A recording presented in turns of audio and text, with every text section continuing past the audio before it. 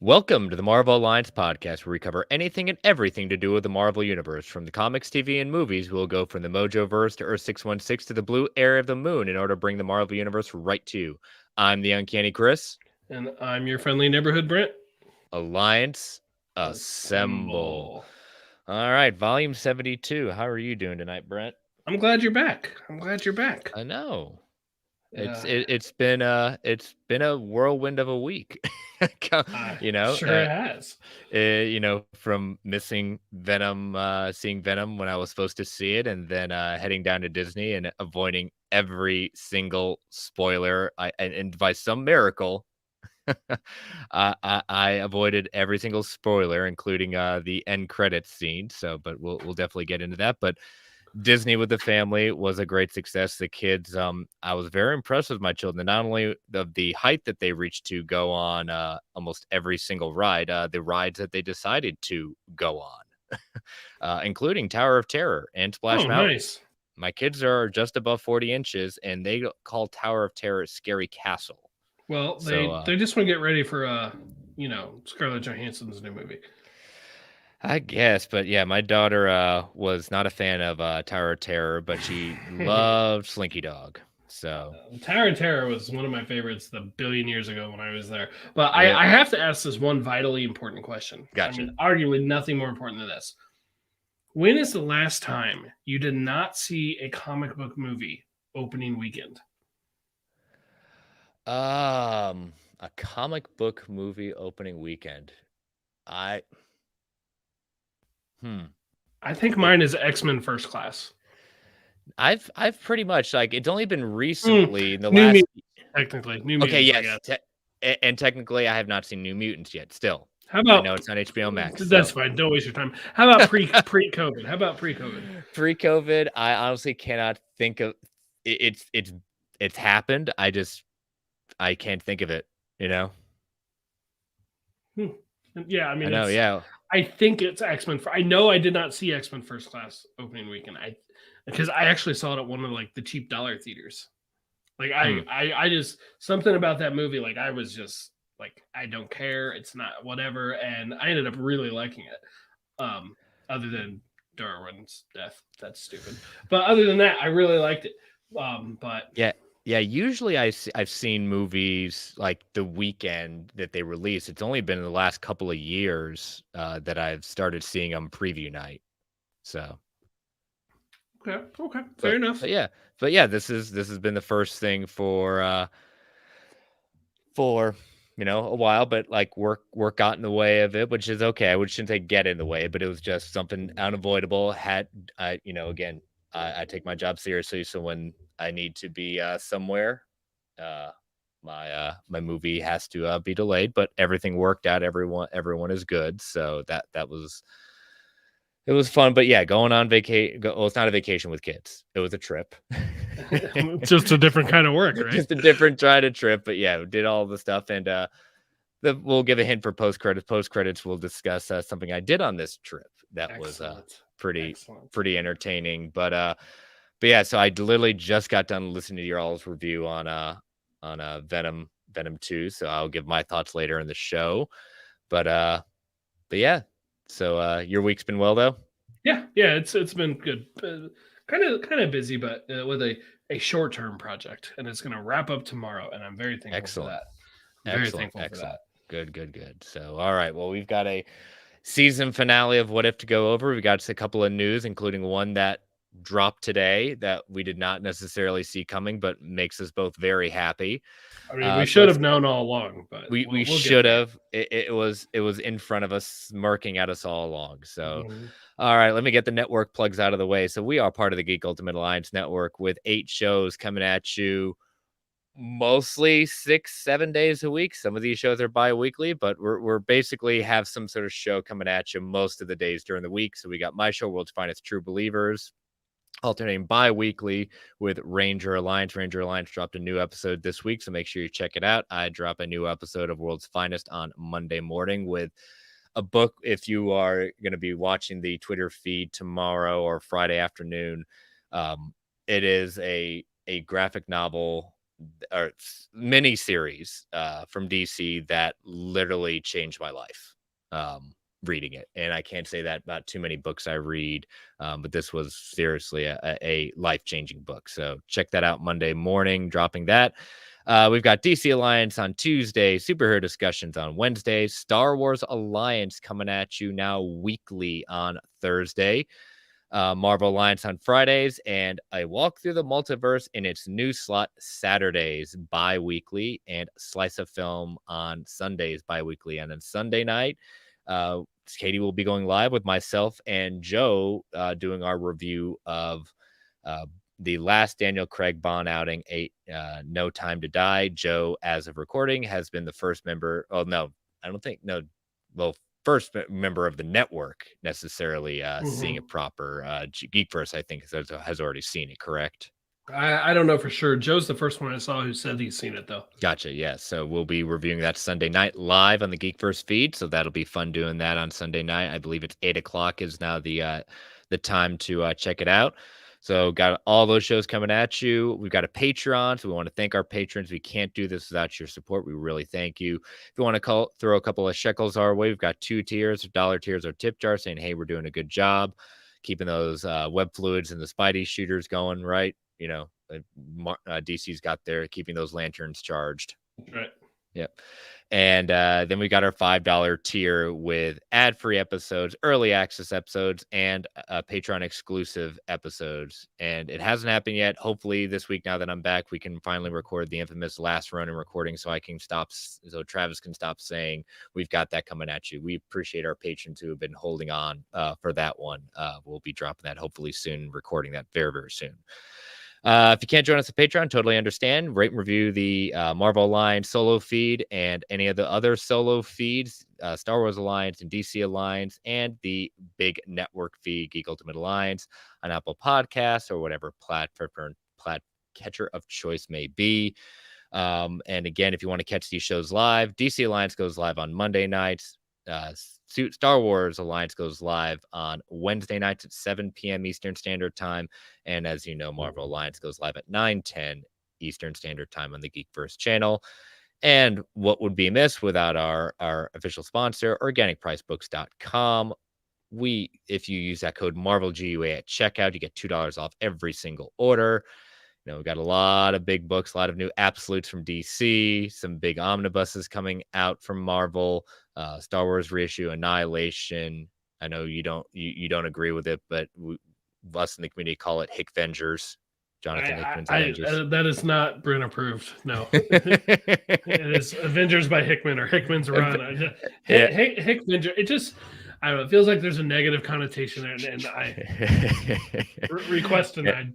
Well, okay. Well, then we will go with Ta-Nehisi Coates' infamous run on Black Panther in omnibus format coming out next year. You can pre-order that right now. Again, use that code MarvelGUA at checkout for $2 off every single order. And thank you for being an official sponsor, OPB. All right. Wanted to make one quick other plug. It's happening in a month, or now technically less than a month, the Geekverse charity stream to benefit the Children's Hospital of British Columbia. So there's Travis went out a couple days ago and put that out in the feeds with all the different stuff going for 24-hour stream. The big event is going to be, you got a lot of belts, belts on the line, competitions, video games, but I think the big one is the trivia challenge. Team Travis, I think Team Wolf versus Team Ranger of represented leader of Clay. So again, their rivalry continues. So he hasn't announced the teams yet. He hasn't announced the hosts of this trivia challenge. It's going to cover the gamut of Marvel, Star Wars, DC movies. So it's going to be a big thing. And I believe that's November 6th. November 6th. Yep. It's the day before my wife's birthday. So luckily, I don't have to beg and plead necessarily for. It's for the children. It's for the children. We do the show for the people. This is for the children. So, but yeah, so check that out November 6th. More information coming at you. So be subscribing to the Geekverse Twitter feed and all the social medias with that. So we're all at some point or another going to be a part of it. And next week, next week is DC fandom. DC Alliance's big thing. We're gonna have a big crossover with DC Alliance and Geekverse. I know I'm gonna be on it. Brent, you're kind of 50-50 if you might make some of it. Yeah, I might make some of it. It's TBD at this point. It's gonna be like game time decision, but I'm looking forward to seeing what comes out of that. You know, there's that Batman trailer. Yeah, I want to see that Batman trailer. Wait a minute, there's a Batman trailer? There's a new Batman movie? There is, and it's going to be awesome if it's anything to go like the last trailer we got. Exactly. We need some more of those fan reactions that blew up the Geekverse when we put that out there. I think one of the biggest ones. So yeah, check that out. We'll be going live when fandom goes live on Saturday afternoon. I think 1 p.m. Eastern. I think 9 a.m. Pacific. If my math does correctly, my time zones do correctly. So sounds right, because it's a noon central for me in the best time zone. So gotcha. You know, we all can't be perfect, right? Except for you. I mean, your time zone is second best. All right, so all the paperwork, all the plugs, everything's out of the way. I've tweeted out the live link. Everything's out there. I've got my notes in front of me. Let us come to the season finale of What If, episode 9. What if the Watcher broke his oath? Let me say first, those of you who are waiting for Mr. Travis Hines, he is unfortunately having major internet issues and they cannot come by until tomorrow morning. So really sorry about that. Cannot, we're going to miss him for this. But if I would be remiss to say that Superhero Discussions will cover What If as kind of a big kind of breakdown, ranking the episodes for Travis. Probably next week. I don't know that for sure, but he will be covering that, so you will get to hear his thoughts on this episode personally. So, but he feels awful, but again, can't help internet issues. But all right, so non-spoiler thoughts. What did you think of this for a season finale of Marvel's MCU first outing of doing animation? Honestly, I'm mixed about it. I liked it. There was a lot of cool stuff. The action, the animation for the action was absolutely incredible. I actually think the best animation of the entire show is in this episode. I think the action was the best in this episode. But where I have some problems is, and this is tied to a question we had coming up that I'll mention once we get into the spoiler side, is just there's a part of it that did feel a little anticlimactic for me. And at the same time, it suffers from what literally every single episode is suffering from. It's too rushed. Like the entire season feels too rushed. In a sense of wish they gave them more time in the sense of for each episode, or I think every episode needed at least 5 more minutes. Okay, yeah. 10 minutes would have been better. Considering I want to save this for spoilers, but there's a character in this one that I understand why we don't know who they are prior to this, but it just felt like they came out of nowhere. But we'll save that for spoilers. But again, the action was absolutely incredible to watch. Oh yeah, and that's what I said. I think everyone was kind of expecting this to be the all-out blowout kind of action, especially the way the last episode ended, the way the Party Thor episode ended, the big fight with Infinite Ultron, Armored Up Ultron against all the Guardians of the Multiverse. I mean, we'd seen the hero shots, we'd seen some of the hints in the trailer, so we'd been waiting for this episode, and it was a great way to end. It did have an end credit scene. I did stay all the way through the credits. Unfortunately, we had to get to fiction. We did not see the Watcher will return. We did not see someone will return. It was, tell you what, it really would have been a nice little thing. I think Marvel needs to call you up and give you some hey, that's a good idea, let's take it. Well, something tells me they've thought of that idea before based on the fact that they've used it before several times. But for the animation, but yeah, I did enjoy this. I will agree with you that I think it's a tough ground in the sense of animation because there's not many animated shows that go longer, that push the hour marker. Could this push to the 42-minute mark? I think it could. I think maybe hopefully they're going to play with that a little bit more next in season 2 and not be so constrained by this animation can only be 30 minutes. It has to stay within that 30 to 35 minute range, including credits. So hopefully I think there'll be more wants of that. I think they've really laid a great groundwork. Was the whole season perfect? No, not by any stretch. Was it perfect, but did it? I mean, this is a show that could go on forever. Legitimately could go on forever if they really wanted to stick with the whole idea. We're not going to introduce anything new that hasn't been done in the movies or the show yet. Okay, you kind of pigeonhole yourself with that, but I think it would be cool if they did step off the reservation just a little bit with that. Yeah, and I think they've kind of said that next season is going to be a little bit of a mixture. We'll follow up with some of these characters, but we'll get some new stuff as well. Obviously, the show is not the anthology that people thought it was going to be initially. I am glad for this. This is not, in my opinion, that's not a bad thing because we're still getting wild and crazy ideas, and that's the point of the show overall. Oh yeah, and so so let's get into some spoilers. So, we get the episode opening up with Captain Carter taking on the Lemurian Star mission from Winter Soldier, including costume change, very similar to what Steve had in Winter that was a Soldier. cool costume. Yeah, it was good. I really like how they kept the lines from the opening sequence, but changed them ever so slightly to make them work for Peggy, including, hey, have you looked up Bernard from accounting? I do like that, but at the same time, and this kind of goes off of the very first episode, I can't disagree with the people that think they're just not doing anything with her character because they're literally just she's like a gender swap Captain America right now.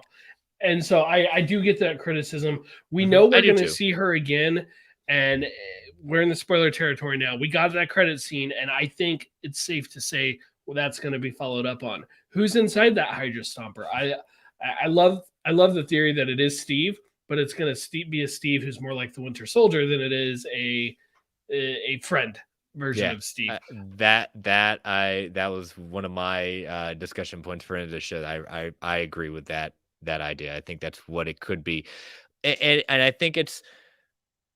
I think with the whole idea of what they've done with her, yes, it was very safe. They didn't want to really go off to the reservation. I think all the fans really like the idea of this character. And I think they really want to push the envelope of, okay, Steve's gone now. We don't have any more Captain America. We do have other Captain America movies, but let's make her have her story. Let's see what she does in present day, not just always fall back on the tropes of, well, we've got done Winter Soldier a little bit, so now let's do Civil War. Let's do this. Right. Let's let that stretch out at that point. Again, I don't mind if it ends up Steve being Bucky Winter Soldier like when they open it up, but let's really give Captain Carter something to stretch out. I thought the first episode was a good way to bring people into this idea of what if. Now, especially with her, I would love to see some truly new stories. Yeah, definitely. She's fighting Batroc, and then the Watcher comes in, calls upon her. She's been called upon. We cue to the Dairy Queen. We get finally a little bit of a resolution and a pickup from the end of episode 2, where Ego is harvesting Peter's powers, and T'Challa comes in and saves the day. Yeah, I mean, he saves Peter, but I don't know how he's going to stop Ego in this situation. And I'm like, we picked up on where it left off, but only for 3 seconds. Did it really resolve that plotline? I don't know. And unfortunately, we're probably not getting any more of this particular version of T'Challa, but I will just have to headcanon it that he did ultimately save the day there. And regardless, it was kind of trippy to see Peter Quill and Star-Lord together, but they're not the same person. Yeah, and the whole idea of hey, we're gonna call him Kurt Russell. He's big enough to hey, I can do a few lines. I cannot believe he did it. I love it. I love that he did. I'm shocked that he did. He's a good sport, and again, he is. You want to know how much of legacy Kurt Russell is? He goes back to childhood in Disney. So again, they seems like they're on very good terms. Yeah, sure. And then we move over to Gamora, or Thenora, as some people are calling her. Thenora. Is introduced as her and Tony are with Eitri the dwarf destroying the Infinity Gauntlet. And so a lot of us, I don't know if you're included in this, Brent. I know I include myself in this. I think this is the missing episode that we're getting next season. I think you're right. I think this is the missing episode. And so I give them a little bit of a pass because I understand it was basically a COVID casualty. But, and once that season is out, I'll feel differently about it. But right now, it did feel like, why are you a part of the team? You're out of nowhere. Like every other person on the team was introduced in a previous episode, but her. I'm like, this is the final big battle. Why are we introducing a brand new character right now? But that wasn't their original plan. Code casualty. I will give them a pass for that one. I did in the stuff I've looked up. I'm not going to spoil it. I have read up what it might be about, not because purposely, it's just because some of the YouTube shows I watch. Yeah, I think I know what you're talking about. And so I'm not going to do this for y'all listeners. I'm going to leave that out there. It's not official. It may change, but I don't want to ruin that for you at that point. But it is going to be very interesting to see if what was out there from the leak is true. It's going to be I think it's going to be a cool episode to see. But hey, guess what? This is an episode where Tony hasn't been killed off. Yeah, I think it's the only one that he was in that he didn't die. Which part of me is just a little bit like, I kind of wish they had just offed him, like just just to keep the streak alive, because I think it's funny. Just because it's almost as good as people getting ticked off that Tony's dead, that all the villains from the MCU are ticked off by Tony. Yeah, all those villains now, they're just probably good people because they don't have their villain yet. They don't have their enemy to go after. But we can make some assessments of this without getting it. He's in a Hulkbuster suit at that point. It looks to be he had to have been on Sakaar, because they make a reference to Gamora, survivor of Sakaar, killer of Thanos. So, and you see, they're destroying the brings out the idea of what she later uses, the Infinity Crusher, which is, I don't remember that being comics in the comics necessarily. Do you? I mean, it could be. I just don't know. It seemed to kind of also come out of nowhere again, maybe because Gamora is the one who provided it. Maybe we would see where that, or would have seen where that was going to come from. It seemed really random though, but I mean, it didn't work very well. Yep, but then Watcher shows up and Tony's like, "Oh, you're gonna have to get through me." He says, "Not you, Stark. You." Not you, Stark. Get out of here. Then the Watcher goes to see. They go to Wakanda, and we see Shuri and Pepper and the U.S. government trying to take down Killmonger, and Watcher takes Killmonger out of that, even though knowing more than likely what Killmonger we can't trust. We know he's always got an ulterior motive with this, but gonna get that team together. And I think, again, proving the funniest one, Thor fighting all the Ultrons that are invaded. He's complaining about the not going on the date, and just him screaming like a little school kid as the Watcher is picking him up. That gave me some good hard laughs. Viva Las Vegas, right? Yep, exactly. And they're all there in this kind of, it reminds me a lot about, I hate to call, I'm pulling some DC in. It reminds me of kind of like Dr. Fate's Tower. Strange is kind of, he's created a bar from Peggy's memories, so that way it's a lot less scary at that point where he is and gathered all this. But I like that she looks around and even sees a picture of Steve. Yeah. I wondered about that bar. You're right, absolutely right about the Dr. Fate thing. I kind of thought of it, likened it to like the bar with no name, but I think that's normally for villains. Yeah, the bar with no name works. Also, pulling from DC 2, the Obsidian bar, if I'm not mistaken. I think that's right. Yeah. Yep, the Obsidian bar. So it kind of tailors that at that point. Oh, there we go. Marvel stealing from DC. Watch out. So they basically kind of break it down. Strange and the Watcher kind of going over all the stuff, what's been going on, why they've called them together. But I'll tell you what, they kind of really tipped their hand, even though we know we can't trust Killmonger. Killmonger staring at the Ultron robot head. Yeah, definitely letting us know that he's got plans. But I do like seeing him and T'Challa on together again. Michael B. Jordan. The last time we're going to hear Chadwick Boseman's life. This, watching it a second time, that was really bittersweet. Me remembering, oh my gosh, this is the last time I'm going to hear his last work for the MCU. And then the news coming out to this week that Star-Lord T'Challa was going to be a whole animated show focused on the character. Yeah, that's definitely a loss. We definitely are missing that one. And it was really nice to hear these two together again. Mm-hmm. And Thor always drawing attention to himself at that point, trying to leave the bar even when he's told not to. I mean, it's very interesting, but I like when Strange and Watcher are trying to fill everyone in. It reminded me a lot about Wong, what he did in the Infinity War of explaining kind of everything. Yes, I wanted to point this out. Like when they first start talking about it, and they first show the Infinity Stones, they have these like 3 rings around them on top of each other that the stones seem to appear out of. Mm-hmm. Very reminiscent of the way the multiverse stack looked in Loki when He Who Remains was explaining the multiverse with the 3 rings, reminiscent of the Shang-Chi credit scene when Shang-Chi and Wong are looking at the 10 rings and what their history is. This is 3 times now. I feel like this can't be coincidental, right? Nope. Now it's enemy action. Yeah. So Marvel's dropping those subtle hints, and we're not gonna be happy if they don't. If it's just like, oh no, it's just you're seeing Mephisto confirmed again. Yeah, So, I don't buy that. I don't buy it. But I like how they develop the plan. We get the introduction to the Infinity Crusher at that point, but I kind of called out what ended up being revealed about that later on. I was like, yeah, that's not going to work. Yeah.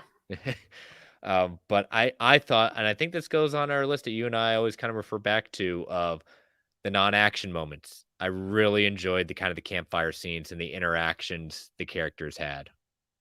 Yeah, just seeing this group of characters. But one thing I did really enjoy about it is like they didn't all just fight with each other immediately. Mm-hmm. You know, like the Avengers fight with each other as soon as they team up. The Guardians, when they were first teaming up, were fighting with each other more than they were fighting together. And here, they're just like, okay, we're on board. Big crazy bald guy came and got us, took us. We're on board. We're going to do this. And yeah, they had their reservations. You know, Gamora asked Thor about, do you really trust Killmonger? Mm-hmm. So it's not like they were all like, feeling like friendship and family at this point, but they were working together. And I think they proved throughout the episode, they really do have a chemistry towards working with each other. All kinds of various team ups we got amongst them. Yeah, it was really, especially when you get Strange Supreme and Carter talking about how they got to where they are and their own losses. And Strange says, same thing as you. Love is what got me into this situation. So, but yeah, let's take our first ad break before time gets away from us breaking down the episode. So, again, listeners, these ads help keep the lights on in the Geek Ultimate Alliance Network. We don't get to choose what ads come on, and they can be a bit loud. So I'm going to give you that 3 count to turn that volume down before they come on. 3, 2, 1. We'll be right back. All right, so we got the campfire sequence all settled away.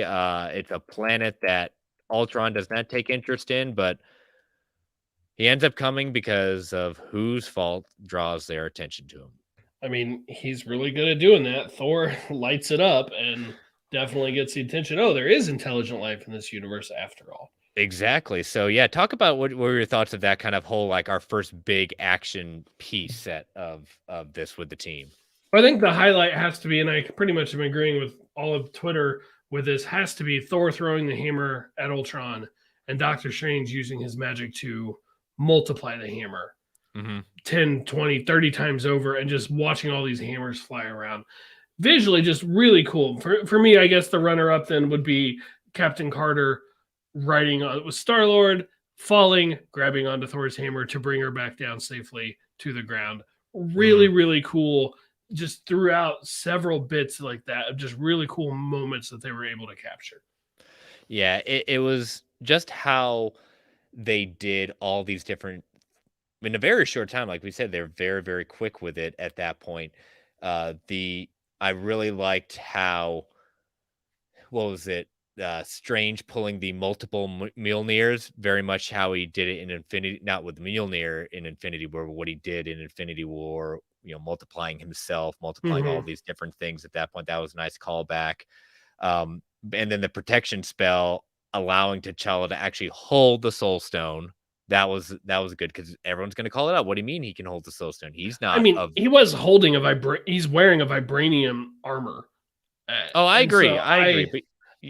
But between the vibranium and Strange's armor, I didn't think much of it. Yeah. But Strange pulling out like a little bit of an ace card at that, but we're going to pull in all the Marvel zombies. Unfortunately, we don't get a resolution yet with Thanos zombie, but we do get a kind of a showdown at that point, a small showdown between Ultron and Scarlet Witch. And it was a nice touch when they showed us that she recognized him as Vision. Like she saw, like you could see the pain in Zombie Wanda's eyes at that moment. Yeah. Nice touch. I will admit, I will admit this. I think the zombie episode was a lot of fun. I really enjoy it. It did feel like it doesn't add much to the overall story when every other episode was about leading to this. And here it's just like, okay, we're randomly throwing a bunch of mindless beasts at you and then we're running away.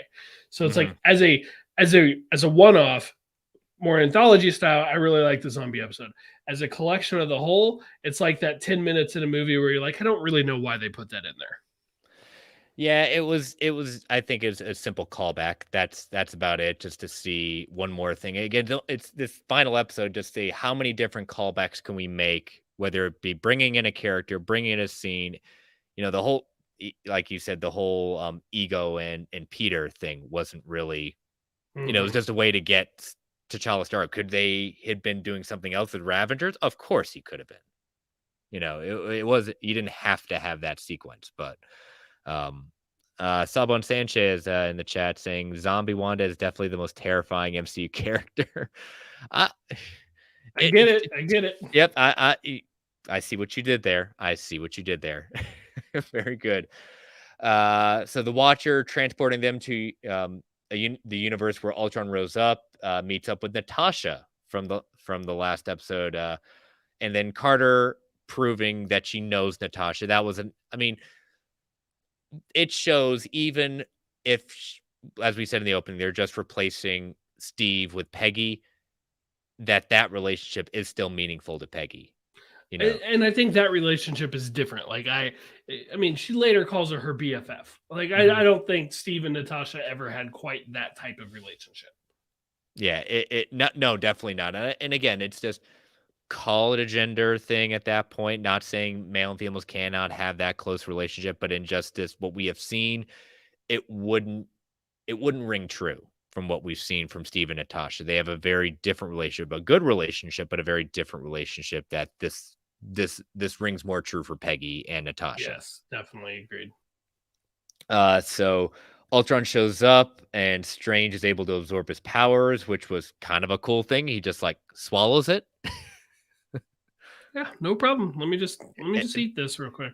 There's a reason he's called Strange Supreme, Widow and Carter do a really cool shield battle with her using the Red Guardian and her using that was so cool. I would love to see, we've seen some pretty good shield work in the MCU, but nothing to this level. That shot where they hit him at the same time is incredible. Absolutely incredible. And it's one of those things where it was just, could you do it in live action? Yeah, but maybe not to this quick extent, like how quickly back and forth they go. Everyone getting fighting for the Soul Stone, Ultron using the Time Stone to get it, but then Strange has the Eye of Agamotto at that point, is able to get the stone with the even though they haven't confirmed, Shuma Gamora, I think that's the name.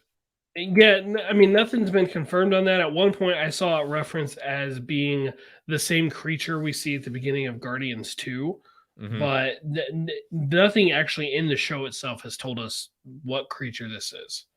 Yeah, so we'll have to wait and see about that, because again, there's hints that supposedly this is one of the big bad, if not the big bad of Multiverse of Madness, but wait to see on that one.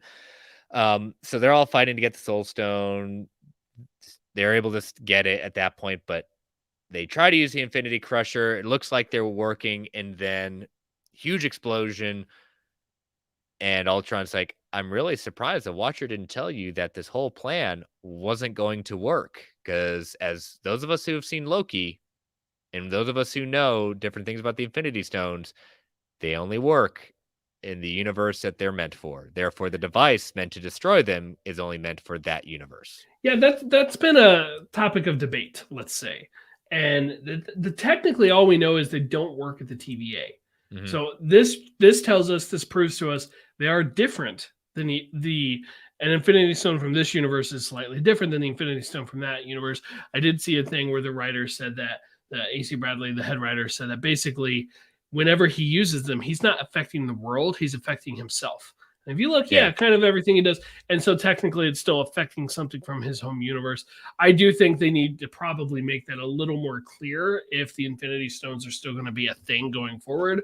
But the only definitive proof we have is they don't work in the TVA.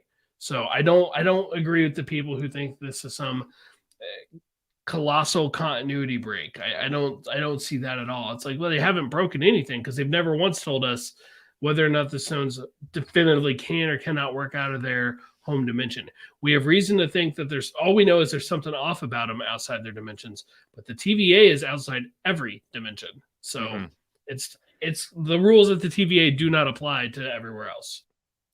Yep. And again, we'll just have to see. You know, the rules can change, and supposedly Marvel set also very specific rules about, you know, the multiverse with a huge meaning, what can and can't be done with it. So we're just gonna have to see how those plays out. S Bub's in the chat. Whenever Infinity Stones are shown in live action again, it will be explained. Probably, yeah, could be. You know, I don't think we've seen the last of the Infinity Stones in live action, so I think that's a good point to be made. You know, Widow is blasted. You know, excuse me. The group shot that we've seen from the trailer actually happens. Ultron realizing Strange is the one he must defeat to break them all. Widow's blasted back and sees the Zola arrow, and so she starts saying maybe this is the time. So Natalie able to fire the virus. Peggy jumping up to open his visor to put it in there, put the arrow in there, and Zola and Ultron having a fight inside. That was kind of interesting. Yeah, that was cool. I like the design of when Zola wins and you see his face. I liked it. I saw a little bit of criticism towards that one. I can't go with that.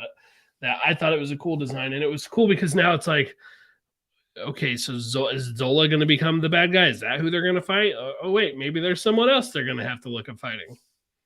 Yeah, I would have seriously. I had the thought like Zola could become the bad guy, but it's just like, that's boring. You know, that wasn't going to be interesting. I think it'd be more interesting if he just ended up on their side and kind of just to take him down because he's the bigger threat. So Zola and Ultron fight. Zola destroys him. We think we're victorious, but the armor is startly almost looks like it's getting dusted, but it's not getting dusted. It's getting transferred to Killmonger. And basically him and the Stones as well, and saying that, hey, we can go back and fix everything in our own universes. You know, Peggy, we can get back your man. Strange, you should know this more than ever. We can get back the one woman who you've been going for, you know, trying to appease, saying, hey, we can control this. But we can't trust Killmonger to do the right thing. No, of course not. This is the part that calls into question the thing about what the writer even said with the stones affecting Vision because they're from the same universe. Well, now it certainly seems like they're affecting Killmonger and they're not from the same universe.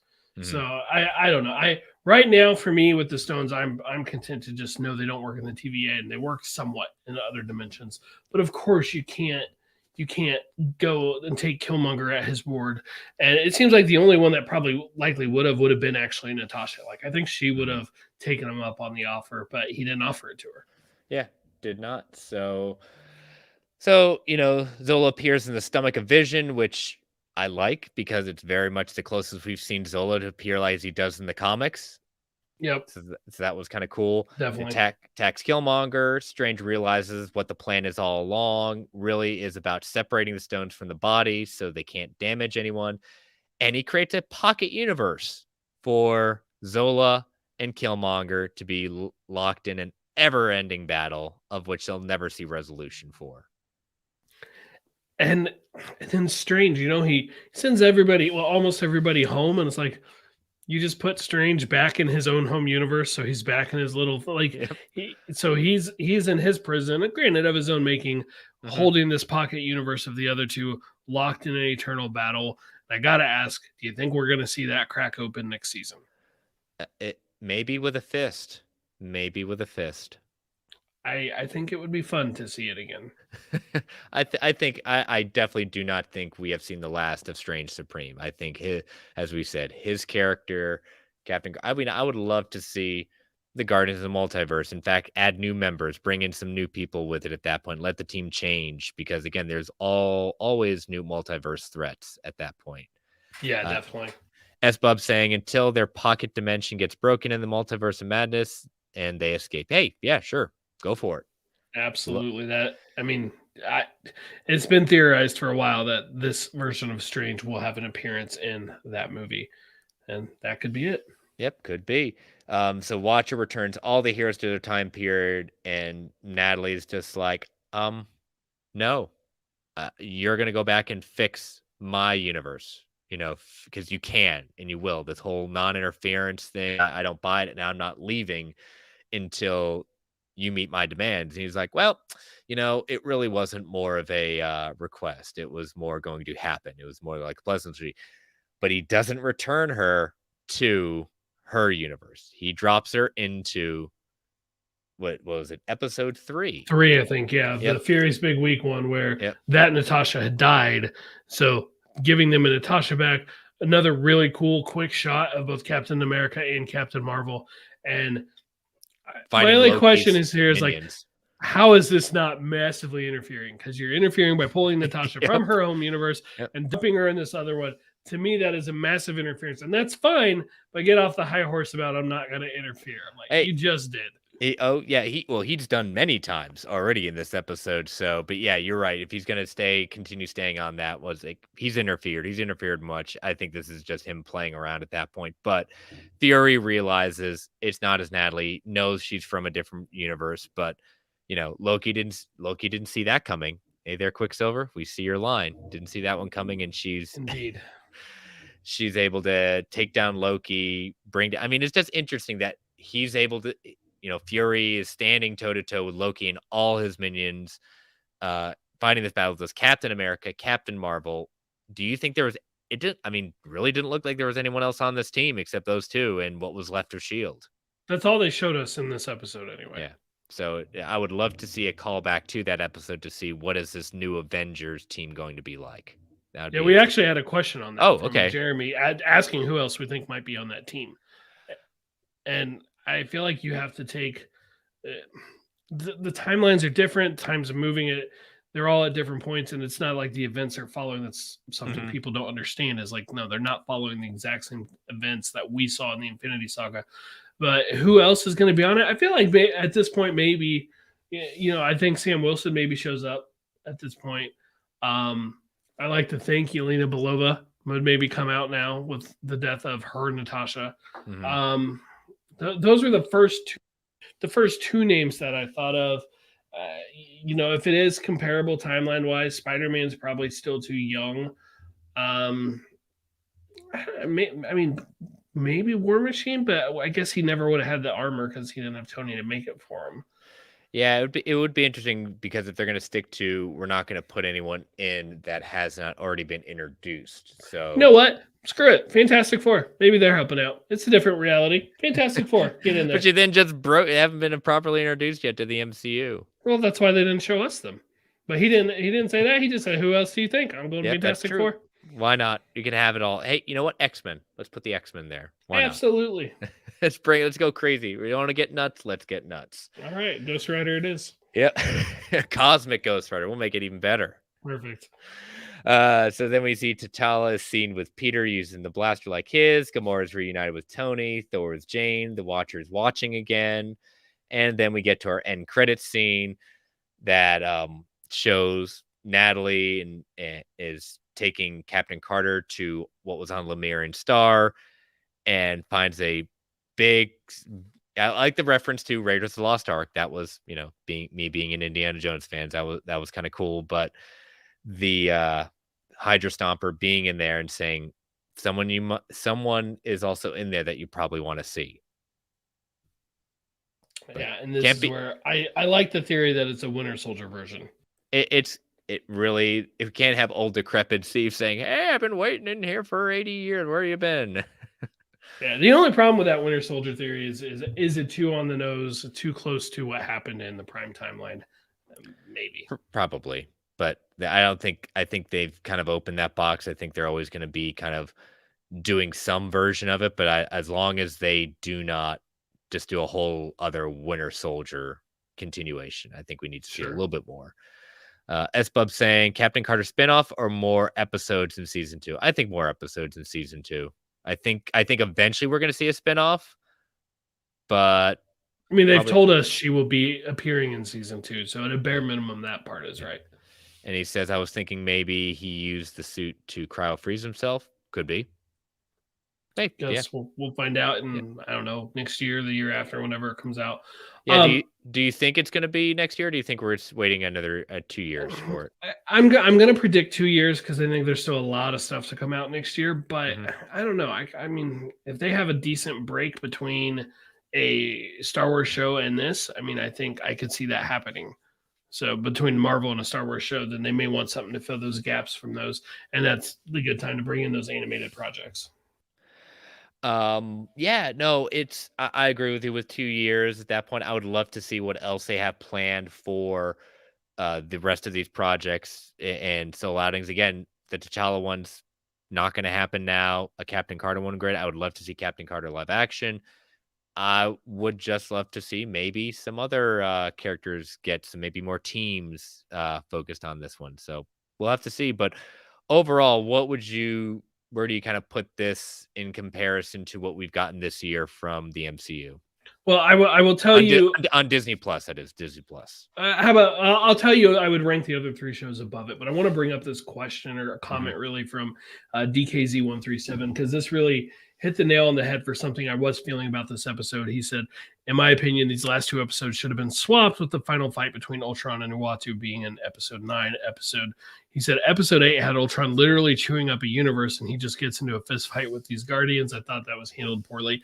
I'm not going to agree that I think it was handled poorly, but I understand I understand the anticlimactic nature of it because I think I'm feeling it a little bit because just the sheer scale of an Infinity Stone infused Vision and Ultron versus the Watcher actively being part of it just felt bigger. And then all of a sudden he's like, okay, I'm just going to send in all these little people, most of whom didn't have power levels anywhere near that scale.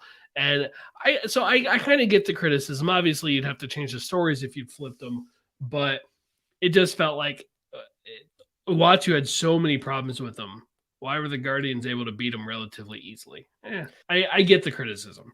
Yeah, I think you're right. In comparison, again, it's kind of how you rank animation to live action. Again, we're just staying in the long scheme of things. I think this was a great first outing for the MCU's first bringing in us to animation.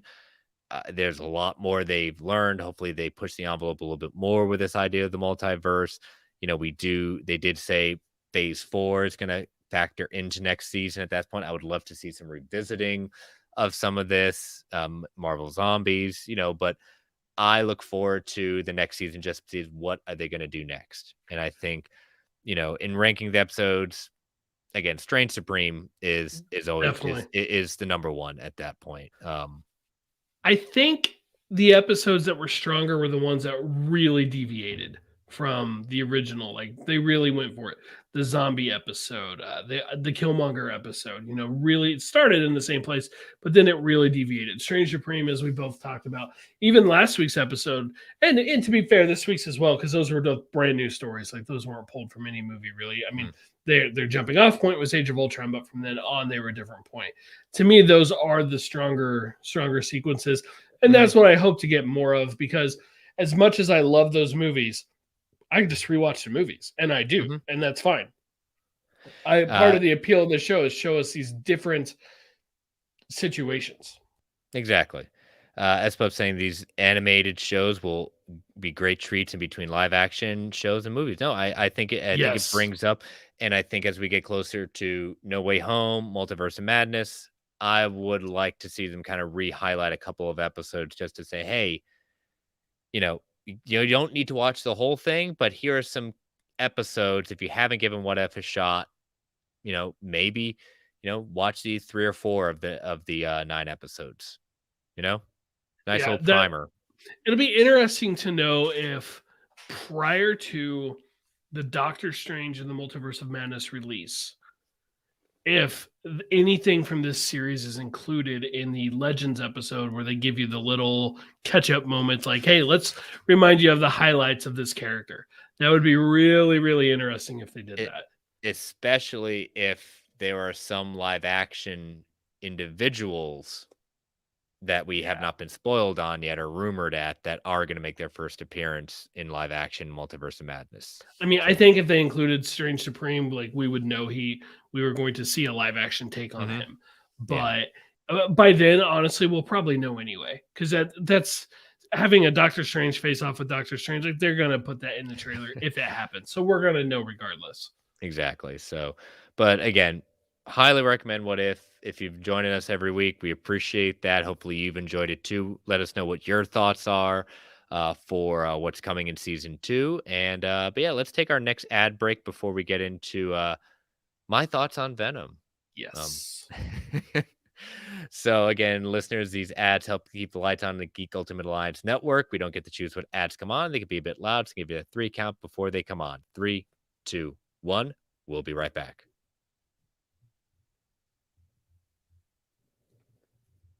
All right, so got back from my trip. Got everything, at least on my end, unpacked. Kids are playing. Got all of it done. Found a showing. I think I was one of 3 people in this theater to see Venom, Let There Be Carnage. Listen to your all's review. So I know, Brent, you've been waiting for me to say something. I think more people have been amazed in our GUA chat. I have not been spoiled on anything, including the end credit sequence. It helps when you go on. Can we go ahead and just give a spoiler warning right now? Yes. Oh, yeah. Like, spoiler warning. Speak freely. If you haven't seen the movie yet, you need to. And we'll leave it at that for now. Yep, we'll leave it at that. I wish I could give you a skip ahead. I don't know how long this is going to go on, but it's not going to go on for an hour. I'll tell you that much. It was pretty much what I expected. Mm-hmm. It didn't exceed my expectations. It didn't give me with huge disappointment. I went in with absolutely no expectations with this movie, just because even from the trailers, I said, okay, I'm getting a continuation of the Venom and just maybe doubling down on stuff I saw before. I got what I enjoyed. I'll start with what I enjoyed. I really enjoyed what I was looking forward to the most, the Venom and Carnage fight. I wanted to see that. That was what I was looking forward to. It was really well done. Yeah, it was really well done. It was really well done. Tom Hardy is Eddie Brock Venom. It is a different interpretation of it. I think it's okay. I think I'm now used to more of the Donny Cates, even prior to Donny Cates, kind of looking at Venom or even Agent Venom at that point. There is some jokey, but it's not necessarily the Venom I want, but it's not necessarily horrible, you know? Sure. Absolutely. For me, my biggest negative, and I've now seen it twice, and I enjoyed it more the second time, but my biggest negative comes down to not the story, and I know Tom Hardy is a story by credit, not the special effects. Yeah, you can tell it doesn't have a $150-200 million budget. That's fine. It didn't need it for the story they're telling, and it's not the shorter runtime because, frankly, it didn't need longer. I mean, I would have taken out the rave scene and put those minutes better used somewhere else, but it didn't need longer to tell the story. My biggest criticism is the actual script for the dialogue. Like, it's the dialogue that I struggled the most with. I love puns, but man, like hearing Carnage say "Let there be carnage" or whatever, like 3 different times. I want to be lethal protector. The lethal protector bugged me a little more the second time, only because I'd already heard it so much. Like, yes, we get the joke, but there was the one time when they both said the lethal protector in unison, which was supposed to basically show that they are symbiotic. But it's in general, it's just that script. It's the dialogue. It's just, can we have better dialogue written? Again, I know it's Venom. He's not necessarily Shakespearean. It's not meant to be, but we have seen I've read better written Venom comic books than what's been written here. I did like the idea of the story in the sense of Venom and Eddie Brock still trying to work this out. The separation at that point, it reminded me of a poor man's version of Spider-Man 2. In the sense of, I can see that. I guess I would never have thought of it, but it was just something that came to me in the sense of either Peter's going to accept being Spider-Man, or is he going to let, want to be Peter Parker? Is his powers failing him at that point, and he's just giving it up at that point. So it had some tropes of there. I agree. The rave scene, I don't even know why that was there. Stupid. I don't even know why that's there. Okay, I do know why it's there, but it's like you said, it's dumb. It's just, and in my opinion, it directly contradicts part of what Eddie and Venom were trying to do. Mhm. Venom spent so much time talking about the lethal protector, protecting innocent people, only wanting to eat the brains of the bad guy, which I don't even like his obsession with that, because like that's in the comics, he's all like, yeah, I'll eat your brains, but it's not like sustenance. It's not to live. And so because they totally ignore that when it's convenient at the very end when they're off on their own in this little resort. I'm like, there's no chocolate, there's no chickens. What are you doing? But the rape, he's actively killing people. He's actively killing them. And of course, there's no consistency on how long somebody can withstand a symbiote. It's like, I can live with the symbiote in me for an hour. You can live with it for 2 hours. They can live with it for 3 days. Like, there's no consistency on that, which I guess people are different. It just like, so did he kill Mrs. Chen, the lady in the gas station or whatever? That was kind of funny seeing her. It was a funny bit. I laughed at it, but did she happen to survive? Did the guy die that he was wearing when he walked in and fell over? What about the other? We know he killed one. He's like, oh, there goes another. It just felt contradictory to what Venom himself was trying to do.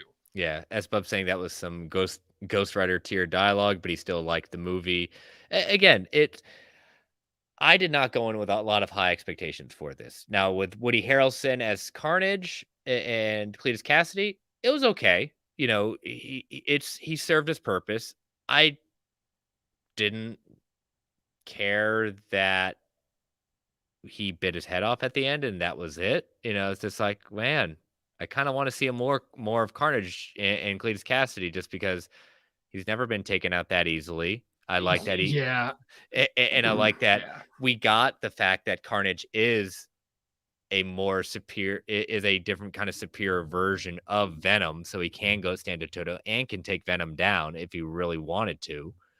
So I did like seeing that honoring with it, but Michelle Williams there, I thought she did better in this movie. I mean, she had a little bit more to do in this movie. It was just like, okay, we need to continue the part. Yeah, paycheck. Sweet. I'll go for this movie again. It's not going to hurt my reputation. It's not going to better my reputation as an actress. So she did it.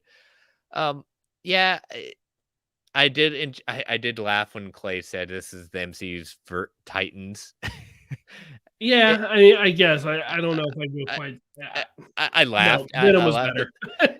Venom, well, yes, compared to what this current season of Titans, I knew even before the box off, I didn't think this was going to go straight in the toilet. I think the general audience just enjoys the difference of this character.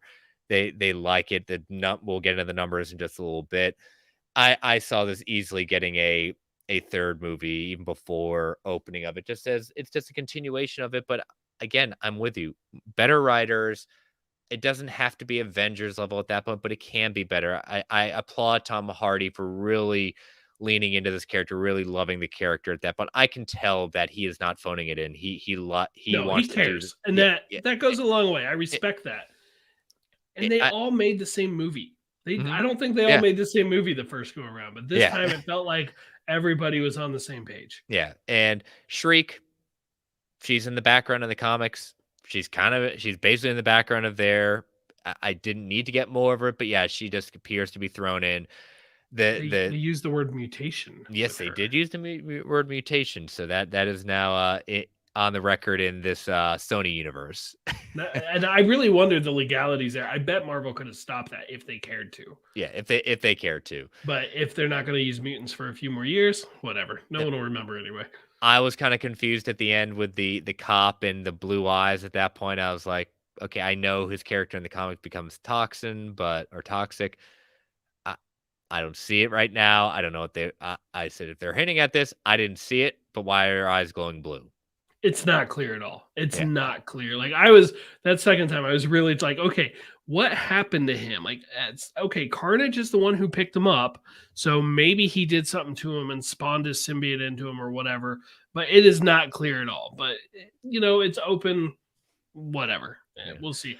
Okay, I gotta know. I gotta know. I like this. All in the game saying keep Hardy and Hardy Kelly and Kelly Marcel. Marcel. Some writing dudes. Again, if this is his first outing, I don't want to say that he shouldn't do it ever again. Well, I think he just had story by credit. And okay, again, for me, the story isn't the problem. It was truly the yeah, screenplay. it again, I like the idea of what they were trying to go with. It just I needed some things changed with it. I don't think it would have massively improved it, but it was okay. Definitely not the worst thing I've ever seen. Okay, where are you at with the credit scene?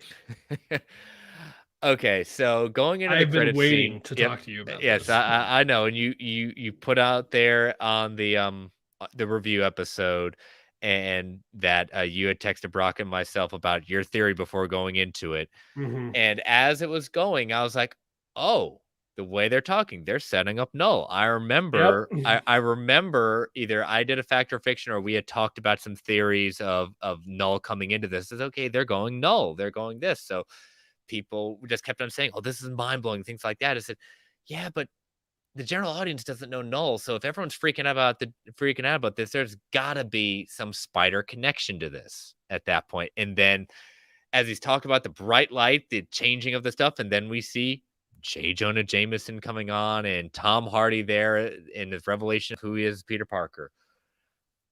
I I think was, he says that guy yeah, before he licks the screen. yep, Like he recognized him.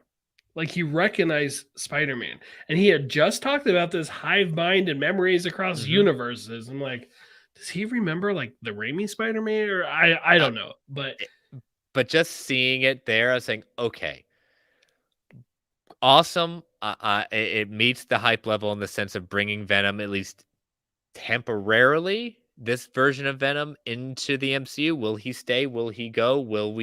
Are we going to see him in No Way Home? Are we going to see him in Multiverse Madness? I think we have now gotten some sort of thing.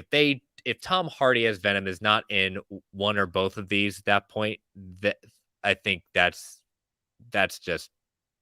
wrong. I I'm think sorry. if Venom appeared in Doctor Strange in the Multiverse of Madness, which I don't anticipate, I think that would fulfill the contract Mhm. of Spider-Man in the team up movie. Yeah. I tell you, my criticisms of everything, I am 100% on board with this. My theater straight up cheered. Oh yeah. And I mean, I only had 3 people, but I definitely heard someone get an audible gasp. it, it here maybe this is a hot take. I think if you were to rank comic book scenes, this is arguably, we'll see how it goes, but this has the potential to be in history be one of the most important comic book scenes. Yeah, it will depend on how they use it. Yeah. It will depend on how it ends up. But you're right. I think this is not a throwaway. They put that J. Jonah Jameson, they put Tom Holland there. This is going to be revisited in one of these 2 movies, if not both. And I'm with it. I'm excited for it. I want to see Spider-Man and Venom together. And is this necessarily the way I would have wanted it done? And my perfect world? No. But I'm still happy with where they're at, and I'm still happy with where they appear to be going.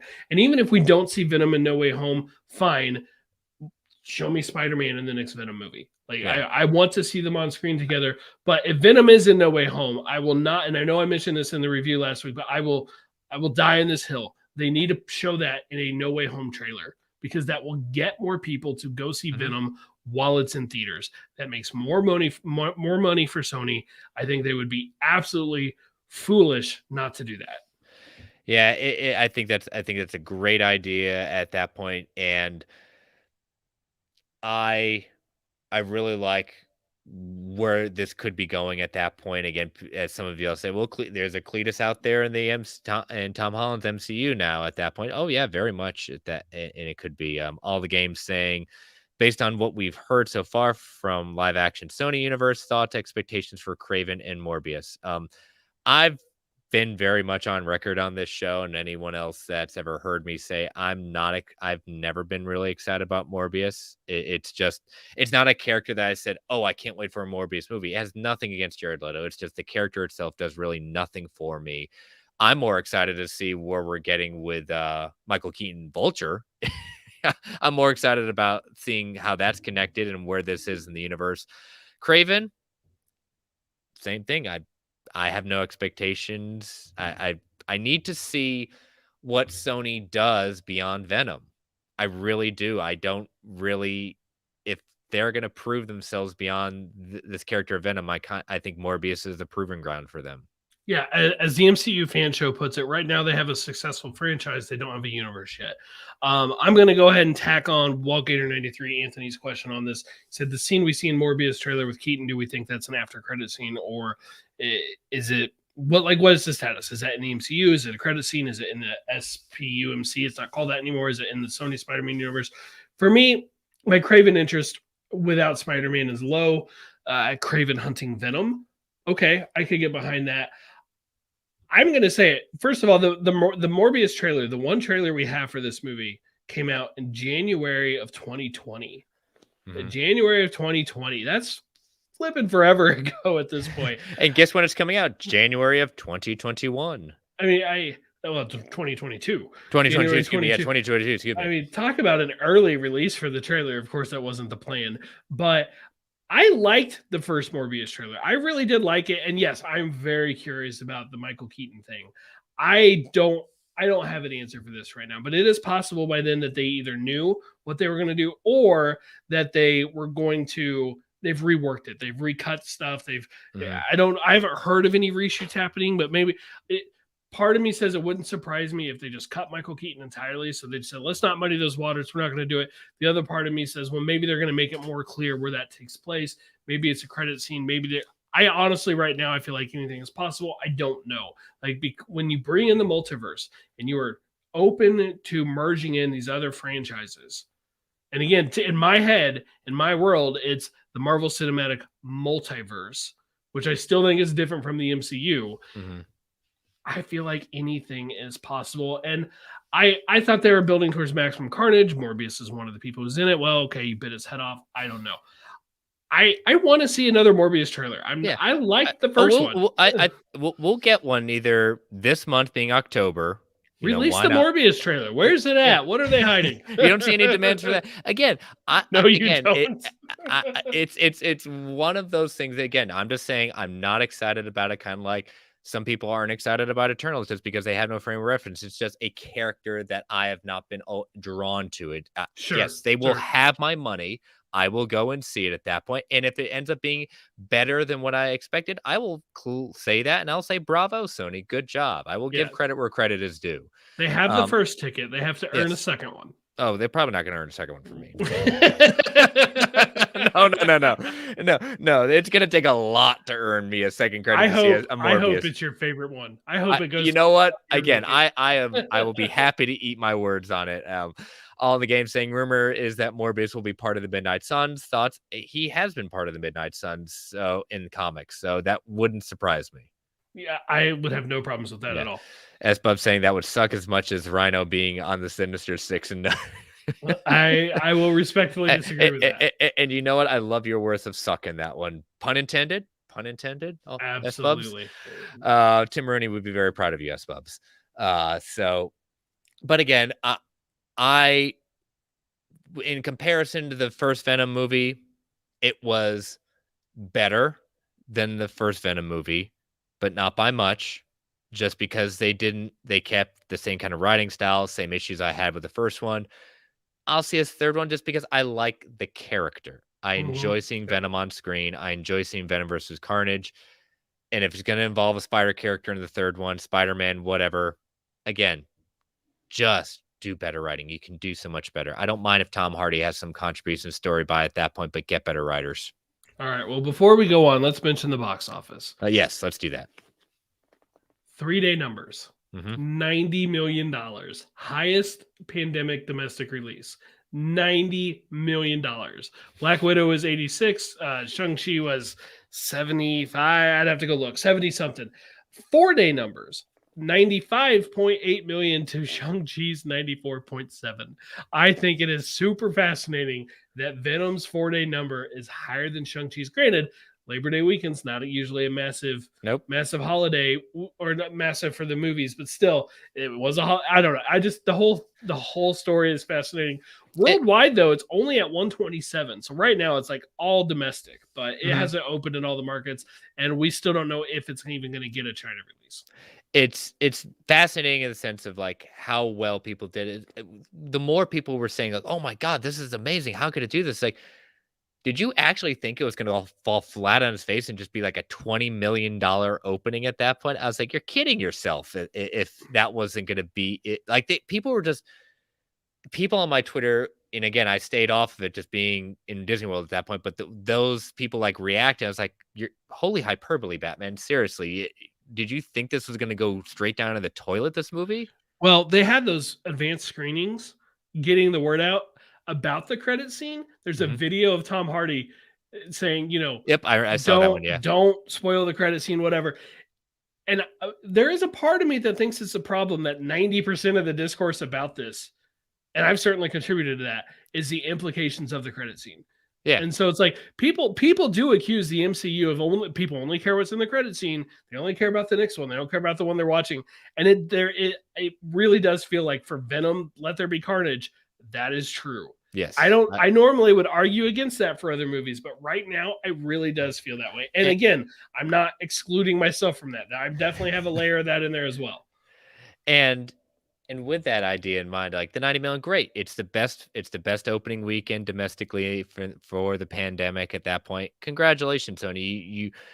They hit on the general audience. The general audience liked the first one enough at that point, proving with those numbers. They liked it enough to see the second time.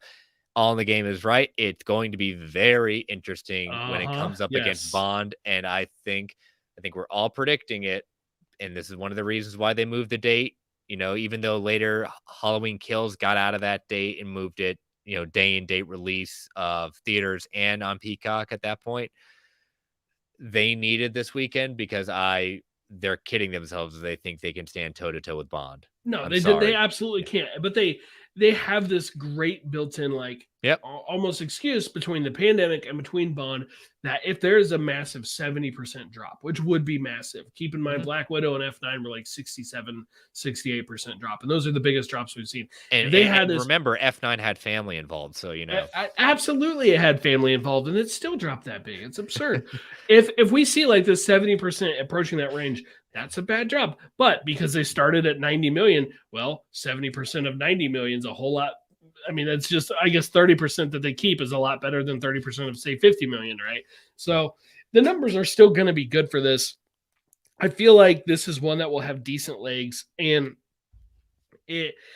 all in the game is it getting a China release? We don't know. Like now, China and movies from America are it's case by case basis, and we don't know. So, but monster movies tend to do well there. Superhero movies tend to do well there. It's a huge part of why Venom did well, I think, because it's a superhero monster movie. This probably would do huge over there as well. So for its sake, I hope it does. But with that credit scene, it doesn't matter. There will be a third Venom. Absolutely, 100%. I'm surprised they haven't announced it already. Yeah, it's foregone. Even if it has a 70% drop, we'll see. But as Bub's saying, I think it'll get assassinated by Bond. Yeah, sure. I think if it doesn't get assassinated by Bond in the sense number, that will be even a bigger story. That would be a massive. If it drops only 50, I tell you what, if it only drops 50%, that is a victory. That's Venom. A victory without Bond. Yeah, 50%. Personally, I'm like 60% and better is a victory. But with Bond, I don't know. Bond is huge. Yep. Bond is, especially this one. I mean, I'll be still probably. I might be wrapping up the movie right now. I've got a 7:00 showing. That movie is almost 3 hours, not including previews. So I might just be ending my showing right now, this time tomorrow. But so yeah, again, good numbers at that point. As Bob's saying, it'll need some free guy legs. I think Venom will kind of limp along to the finish, but it'll still have like kind of limping legs. They also can get more screenings in. I mean, my showing, both times I saw it, was an 8:00 showing, and by 10:00 I'm on the way to the car. That's a fast movie. It is, and I don't think it needs to be too much longer. So I'll be very curious to hear when you and Ray review it on Fans, what he says about the 90 minutes. He's going to tell you the story. It fit the story, and so he's fine with it. Mark my words. Mark my words. Because I had to stay away from his non-spoiler review on his Flightcast because, again, I hadn't seen it yet. So. Right. All right, so let's get into the big story for today that came out of nowhere, but we should have seen it. As we said at the show, it was her all along. WandaVision spinoff starring Kathryn Hahn in the works on Disney Plus. This is an exclusive coming from Variety. So Kathryn Hahn character Agatha will be getting a Disney Plus show from Marvel Studios. Will reprise her roles are the Agatha Harkness, which she was introduced in WandaVision, which is described by sources close to Variety saying as a dark comedy, though the plot remains under wraps. Big surprise. Head writer of WandaVision, Jack Schaefer, will serve as writer and executive producer of the project. Should the spinoff go forward, which we all, when is one project not going forward at this point for Marvel, it would be the first project by Schaefer that has been set up with Marvel since she signed the overall deal with them in 20th Century Television in May. As with all projects in development, Marvel Studios is staying mum on this one. Reps for Schaefer and Hahn did not immediately respond to Variety's comments. Deadline followed up with on this one by saying Hahn's potential spinoff is part of a larger deal that she has made with the studio, and it also has noted that the actress will reprise her role on both streaming side and the movie branch of the MCU. Congratulations, Kathryn Hahn. Bravo, Marvel, for locking her down. If it's still unofficially, but coming from Variety, we're basically one step away from Kevin Feige coming out on the Disney investors call saying we're welcoming back Kathryn Hahn to the Agatha show. Yeah, I really hope Disney Plus Day makes this like they just announced it at this point. I'm excited. I'm really excited. But I mean, she was a massive breakout character with a song that charted on like the Billboard charts and Yep. a massive breakout show. This is huge, and yes, absolutely. And we're gonna see her again in movies, and like we knew we were going to see her again. There's Multiverse no way of Madness, as Bub's saying. Yep. I completely agree with that. I think she's making at least a cameo in that. I probably not a huge role, but a cameo. But regardless, this is big. I'm super excited for this. As I told Brock today, I can't believe I'm in a world where I'm more excited for this than I am some other projects that are going. But here I am, Agatha Harkness. Holy cow. Fantastic. This is great news. I haven't seen the negativity on Twitter, but I've seen a couple people talking about that they have seen negativity and criticism of this. I don't get it. I'm like, I haven't seen it and I'm good. I don't need to see it. I think this is absolutely incredible. Yeah, and again, if you didn't care much for the character at that point, fine. Again, I don't mind people say, "Oh, this is not the show I was hoping they greenlit." That's fine. That's appropriate. You don't have to be a fan of everything they put out at that point.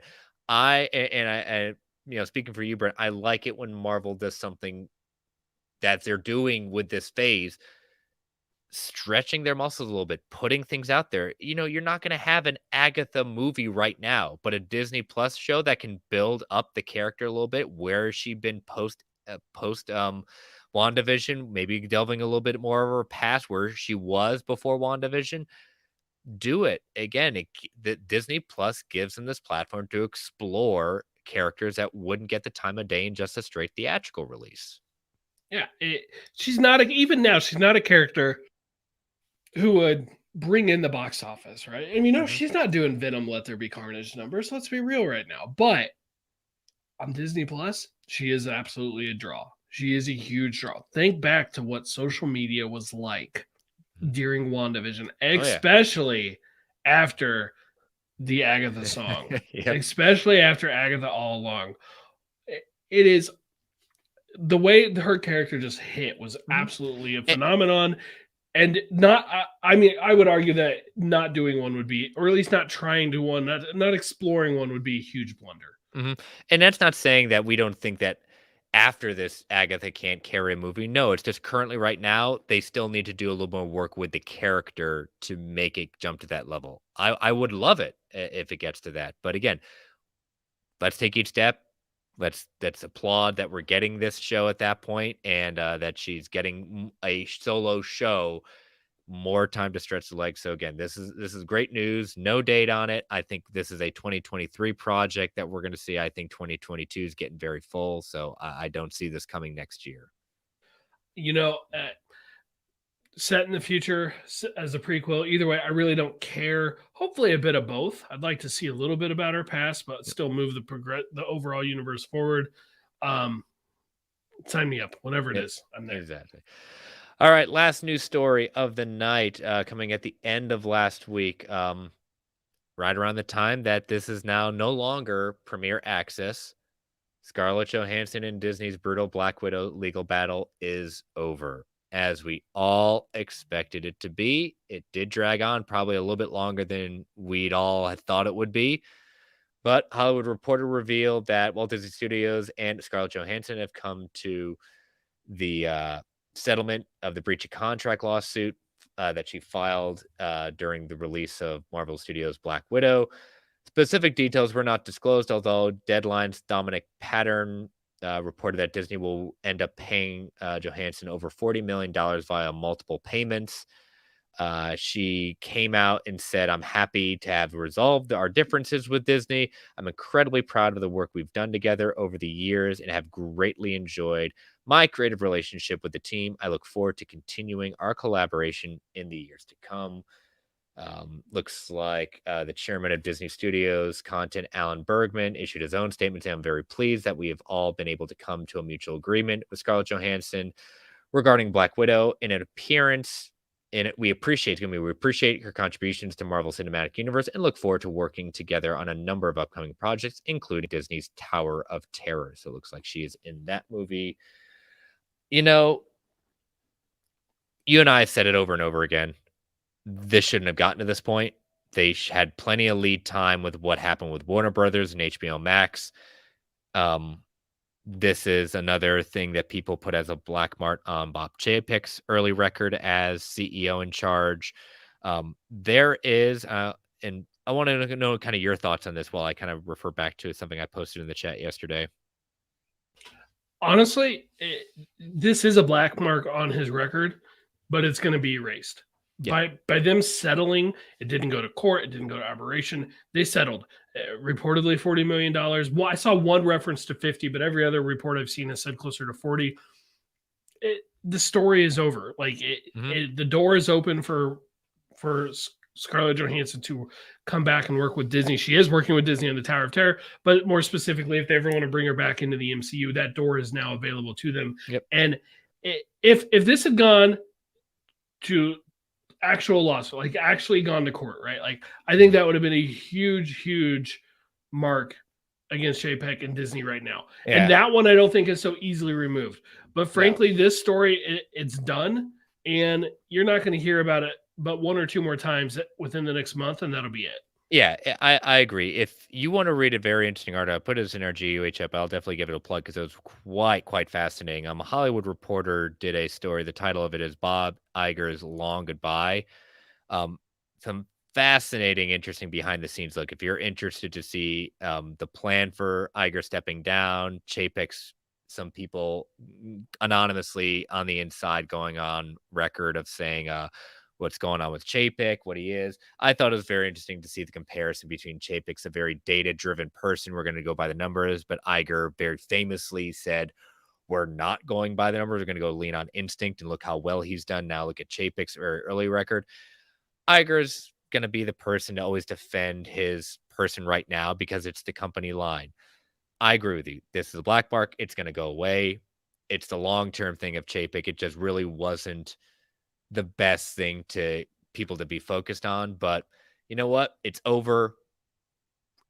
I think this might be interesting because supposedly the Russos were in talks to return to Marvel to maybe do this supposed maybe Secret Wars project that they've always said that would be the one thing to make them come back. It sounds like they're playing nice. So could this get the Russos back? Maybe. I mean, that is, I think it's kind of funny. It's right before Black Widow is now free for all subscribers on Disney Plus. But regardless, the story's over. The story's done. It ended the way I hoped it would.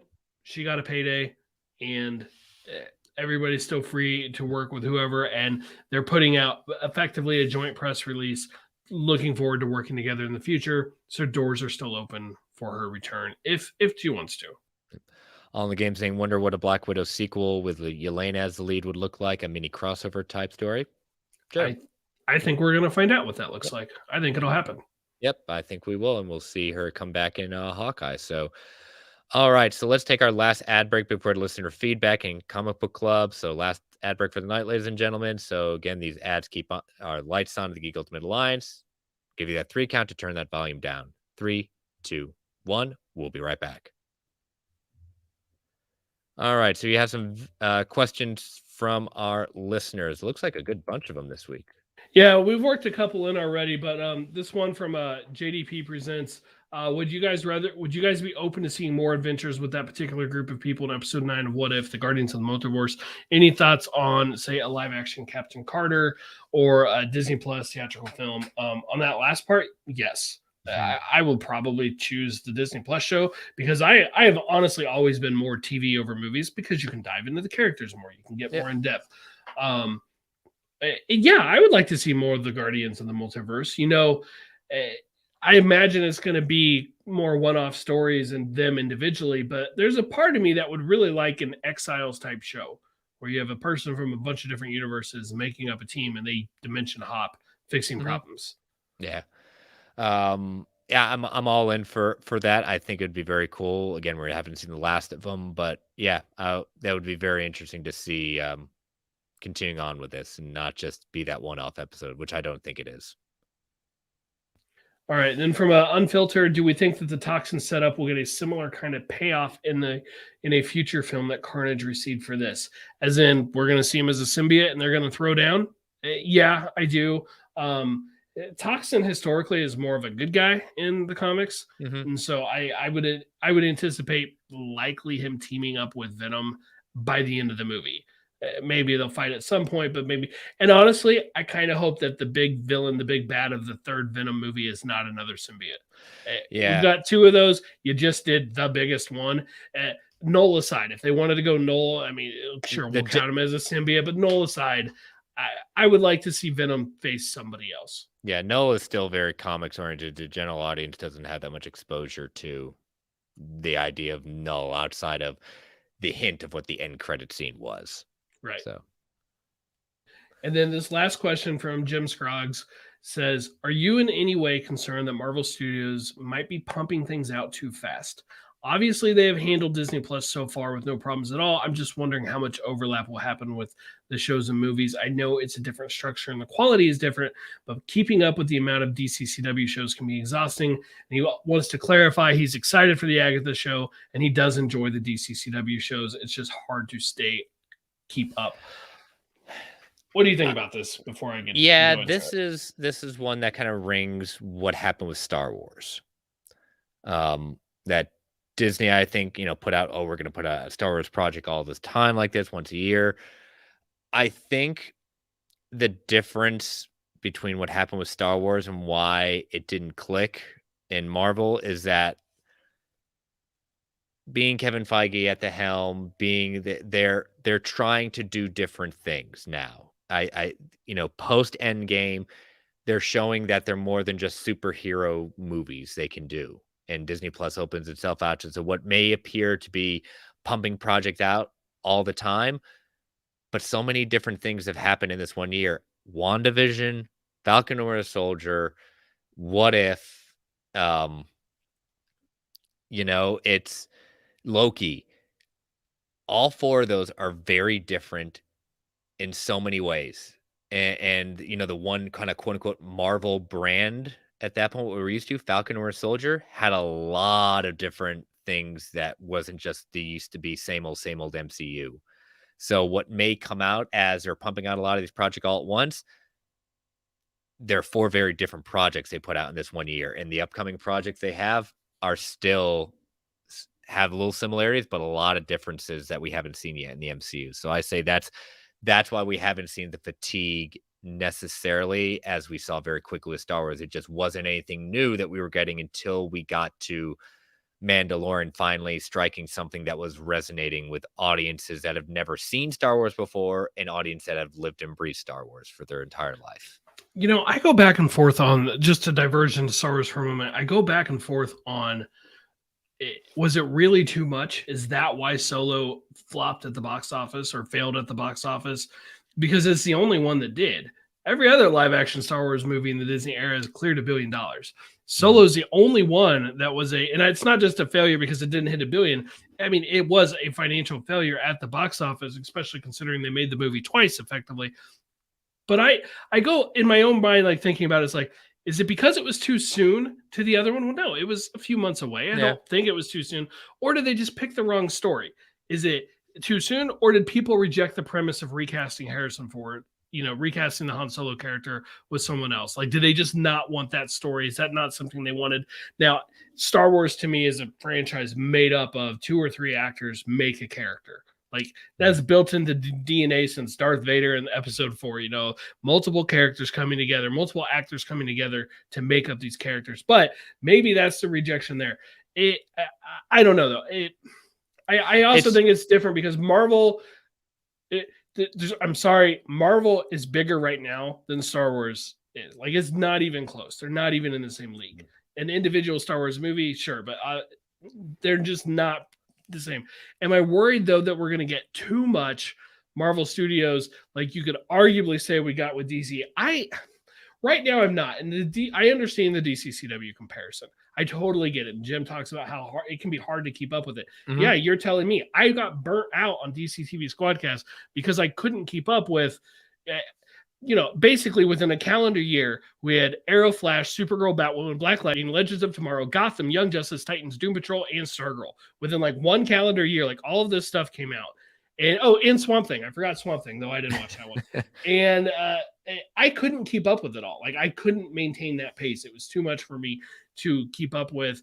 And granted, that didn't all happen at the same time. I just listed like a dozen shows they weren't all coming out at the same time. But I went back through old show notes of DC TV Squadcast, and there were definitely several episodes where we were talking about 5-6 different episodes in a week, and they weren't all just including the 30-minute Young Justice episodes. They were regular hour-long shows, and you miss 1 week. You have 1 week where work goes crazy. You're 4 hours behind. Oh, yeah. 2 weeks. You're 8 hours behind. I mean, thank God I had a car ride today where I was only driving half the journey. I'm still behind. I literally watched today Titans, Why the Last Man, Doom Patrol, and not DC related, but Lower Decks, Star Trek Lower Decks. But I still got Supergirl and Stargirl to watch this week, and it's a lot. So I applaud Marvel. It's like we don't have multiple shows yet, and they're kind of spanning out. I have a movie in between stuff. I have like a show. We've got a month and a half break before we get to Hawkeye. But I think the other problem that we had with Star Wars was I think people were saying, "Oh, I want my lightsaber. I want this," and the sequels really weren't landing. So, I mean, there was a lot of other problems going on behind the scenes that they need to start figuring out. And it sounds like with Mandalorian and the other spinoff shows that they're doing, or Obi-Wan, The Acolyte, it sounds like they found something that Marvel's been doing well with right now, and they're finally kind of getting that idea. And the Ahsoka show, so. Yeah, I think there's a little bit of difference. And like All in the Game brings up network shows being 22 episodes plus long, and these shows being ranging between 6, 9, and 10, 13. I was thinking about, after I listed out like all those shows that were happening like in that same 12-month time period, I thought about this year with Phase 4 because this is the highest output year for Marvel ever. WandaVision, Falcon Winter Soldier, Loki, What If, Black Widow, Shang-Chi, we're coming up on Eternals and Spider-Man. And you know what? I think we can include Venom right now too as part of it. I really feel that way. But if you think about it, all those shows, there were 4 or 5 happening at a time. We haven't had more than 2 happening at a time because, WandaVision was by itself. When Black Widow was out, there was also, was it Falcon Winter? No, not Falcon Winter Soldier. Loki was out when Black Widow was out. For 1 week, you had one episode of a television show and a movie. That's a much lower commitment. And then when What If was out, you had Shang-Chi, and then later with What If, you had a Venom episode, and then we're going to have one Hawkeye and one with Spider-Man. I don't think it's that much overlap. Like, No, if we started getting 2 live action shows at a time, that would feel really, really crowded to me. If that started happening, I would maybe be a little worried. But as long as they're spacing them out this way, I don't think it is. Is there part of me that's like, okay, we do have like the break for the next month and a half before Hawkeye starts, that I'm gonna appreciate that? I am. But part of that's just because would like to sit with these shows a little bit longer. And frankly, I get up at 4 a.m. every week to watch them. And I'm going to look forward to not having to get up at 4 a.m. I say having to, like, I don't have to. I just don't want to be spoiled. But I'm just not worried about this. I know Jim, like, I talked to him. He loves this stuff.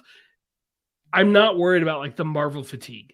Nothing has shown that it's there. We have no evidence that it's there. If anything, this year has shown the exact opposite. Maybe it would have been different if we didn't have what we did last year, where we had no output. But that's not the case. We have that output. Maybe that, absence made the heart grow fonder, and then we went so long, the 500 and whatever days it was between Far From Home and WandaVision start. Just look at social media. It's all over. Look at the numbers they're doing. We're still in a pandemic, and we're still the top 3 grossing domestic movies all have a Marvel logo on them. The top 3. And now that's going to change this weekend. Bond's going to be in that list somewhere. Just a question of which one they're going to be. And then we're going to get Spider-Man. So basically 4 of the top 5 for the year are going to have Marvel logos. Yeah. So it's like I said, it's a good problem to have, and I think Marvel's doing a good job. SPUB saying supposedly Filoni and Favreau have consulted with Feige to make a plan on how to build up each show and how to culminate into a crossover event. Yeah, I think talk to the people that are doing it well. All 3 of them have worked very successfully on their own respective stuff. So, hey, borrow, beg, and steal somewhere. Yeah, I have not read that. I would love.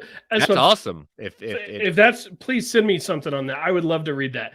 And you know what, Favreau and Feige, like, we know they talk. We know Feige has visited the volume and stuff. Like, he's visited the Mandalorian set, and obviously Favreau knows what he's doing. I mean, the Mandalorian's my favorite Star Wars thing, so of course I'm going to say that. But I mean that over all the movies, Mandalorian is my favorite Star Wars thing. But they're going to work. Yes, please, pick Feige's brain with some of that. Absolutely. He doesn't have to come up with all the creatives, but how do you manage the machines that are this large? That is the stuff he's good at. With DC, I mean, they pump out. They have 1 million shows. There's several more shows coming, and they have a few shows ending. I don't know. I don't think it's as big of a deal. Maybe eventually. All in the game domestic box office finish for Eternals. I don't have a prediction on that, but I admit I didn't think of it.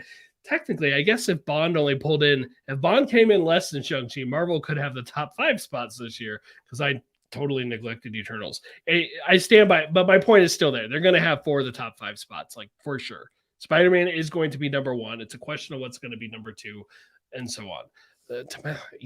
Eternals. Do you realize that's less than a month? I am excited for that. Yeah, I won't lie. Yeah, it's going to be good. But yeah, great discussion on that last one. So thanks, Jim, for that. That was a good point.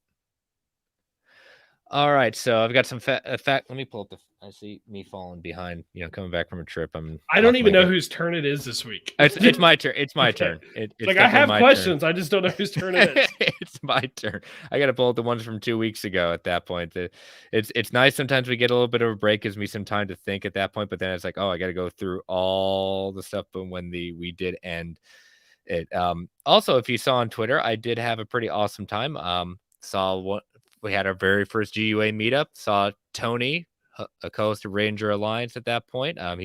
He works in Walt Disney World and had a day off, and so met up and got to have that meetup that you rarely have as podcaster. So it was really cool to kind of meet him in person. Yeah, definitely. That was a great picture. All right, so I gotta dig. Oh, here we go. All right, so fact or fictions. At the end of What If, we will get a reference to somebody will return. Fact, 86%, 14% said fiction. Unfortunately, it was fiction. Bummer. It was a good idea, though.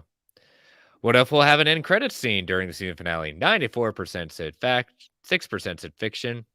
6%, you were wrong. I can't believe anyone picked that. And the last one, fact or fiction number 3, Venom will be the first franchise to officially join the MCU from outside the Marvel Studios. 65% said fact, 35% said fiction. I think we've got a very strong fact on that one. I think we got that one. Yep. All right. So for this week, I've got 3 as usual. So the first one, the Fantastic Four will not be time displaced superpowered family, but will stay tied to our present day. I'm going to say fact because that's what I hope. That's what I hope. I would prefer that they not be time displaced. Yeah. I'm going, I think staying in present day eliminates a lot of, well, what were they doing all this time? You know? Eternals, Captain Marvel, Eternals. Whatever happens with the mutants, you could argue Captain America. We've got the time display stuff. We've got it. And again, I know it's more than other people. I know Travis Snell said it a bunch of times. That's not a knock against him. I've heard it from many other peoples at that point. So he's not the only one that says that. But I wanted to be in present day too. So I'll say fact on that. All right, number 2. As a result of the first MCU X-Men movie, at least 2 solo spin-off projects will be greenlit based on the characters introduced in that film. All right, say it one more time. So, as a result of the first MCU X-Men movie, at least, or as supposedly it's titled, The Mutants, at least 2 solo spin-off projects will be greenlit based on the characters introduced in that film. You know, he didn't say it's titled The Mutants. He just said we didn't even say the word mutants. Yes.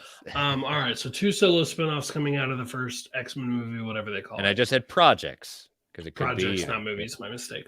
Yeah, I'm going to say fact. I could definitely see that happening. Would you see at that point? I won't add this, but interesting. Would it be one from the proper team and one from a character or villain, or both from the team? I think it'll be 2 of the heroes. Okay. So will it be? I could see one of them being like, for example, I could see them introducing Wolverine, but him having a small part of the first movie, and then them giving him his own project afterward. Like I could see it that, and then a solo project for one of the major cast members. Yeah. I'm definitely fact on that one. I think there's a lot of potential, and again, everyone's kind of pining, including myself, of what this MCU first introduction to the X-Men movie will be. All right, this was kind of a little bit of spoiled in our questions with what if from listener feedback, but I'm still going to do it because I want it out there. Fact or fiction number 3, we will see a live action Guardians of the Multiverse project. Fiction. I don't think we're going to get that. I think we will see at a minimum of Captain Carter in live action, but like an actual team up, I'm going to say fiction, but I would be very interested to see it. I will say fiction as well, but I will say that we'll see them in animated show focused on the Guardians of the Multiverse. I would be into that as well. So, but I know I said live action just because I just want to see how much of our listeners and our Twitter followers kind of feel about that one. You know, the heart wants it, but the head's not there yet. Yeah. So. And I'm trying to think of how it would realistically work. And like, do I want Thor suddenly to be party Thor and to lose the Thor that we've seen? No, not really. Yeah. But even a glimpse of them in another project, sure. But I honestly don't see it. Yeah. But I'd take it. Yeah. So, all right. I will post those on Sunday afternoon. So make sure to pay attention and vote those out. All right. Last thing of the evening. And after, one moment in time, The Amazing Spider-Man number 640, after seeing, I think this is the first time I've seen No Way Home, the trailer, in theaters. So that would track. So seeing this and after reading this issue, I was like, oh, this is totally taking from one moment in time. They are totally using this, particularly after this issue. Yeah, this is the issue where he goes to Doctor Strange. Yep. This is the issue. Hey, I let's put my identity back to the secret status. Let's check that box, put the genie in the bottle, put my mask back on, whatever you want to call it. This is the issue. Now, in general, I'm still really, really enjoying this series. I'm glad we chose this book. I think they're doing a really good job with it. This one, it starts off, Aunt May's improving. She's doing better. Mary Jane understandably needs a break from the hospital, leaves, but she gets herself in trouble. I'm very much, it's one of those things, like, I was kind of a little bit wondering how this was going to pan out, like what was going to happen with her. They And did a very good job kind of like keeping the suspense going. I haven't read this since it initially came out. I forgot who her attacker was. Like, this guy just keeps coming back up because he just keeps having these run-ins with Spider-Man lately, because it's like the same guy that effectively stopped Spider-Man from making it to the wedding. Yep. And I had totally forgotten about that. I love the scene. I absolutely love it, because right now Peter's identity is out, but clearly not everybody knows what he looks like in the hospital. They don't all know who he is, but there's that one guy, the nurse or whatever he is, that Peter's like, you need to stay here and protect this woman, protect my aunt. And he's like, no, I'm not going to do that. He just lifts his shirt up to show the Spider-Man costume underneath. He's like, I'm your sidekick. Let's do this. Yep. I love that. And, I like that, we see, who's behind this all, Kingpin, putting this out there. Again, he's, as the guy says, you're not going to whoop, Peter Parker's not going to whoop his butt in front of all the prisoners and not get away with it at that point. But just, MJ, thanks, Peter comes in to saves the day. MJ kind of holds her own as best she can, is taken down. But as Peter's swinging away with her, taking her to Doctor Strange, he's just saying, she's right. Nobody told me to put myself out there as identity. I did this, and my family is now in the center of this. And as I'm reading this and then seeing the trailer today, I said, this is exactly what he's saying in the movie. These are lines for lines. And he's saying, I need you to put the genie back in the bottle. I need you to do it. I can't keep putting my family, my loved ones in there. But I love that last panel when Strange is going, what he asks is great, but the boy has need of us. And in your own ways, you are both responsible for this. So what say you, gentlemen? And it's Tony Stark and Mr. Fantastic. And man, what a thing to say. You both are responsible for putting him in this position. Yeah, and of course, we're not going to get that shot. We won't see that in Spider-Man No Way Home. We're not going to see Doctor Strange and Mr. Fantastic, who's not introduced, and Tony Stark, who's dead, because that's what Tony Stark does. We're not going to see that shot, but still, it's such a cool moment. And just seeing Strange contemplate, like here, it looks like he's thinking about it more. He wants more opinions. The trailer certainly makes it look like he's like, oh, sure, no problem. Let's give it a shot. But it's super compelling work here. Super compelling. And honestly, I really enjoyed the art overall in this one. I know we've kind of been up and down on the art a little bit. Like, it's mostly been Quesada at that point. Neither one of you and I have been happy with. Yeah, and it's like, especially the shots of Spider-Man. Like, there's some great action shots in this episode, in this issue. I'm already. I wanted to read the next one. I waited to read this till closer, so it's been a couple weeks.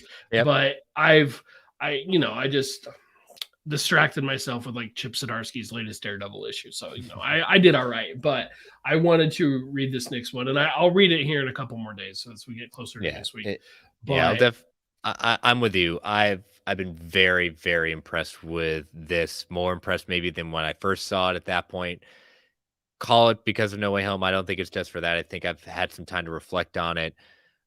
Next week we conclude One Moment in Time, and kind of see exactly how this all kind of ends, and kind of seeing where our theories are for No Way Home. But again, listeners, after this, we will be moving into the 22 issue run of Hawkeye, which I'm very excited to revisit.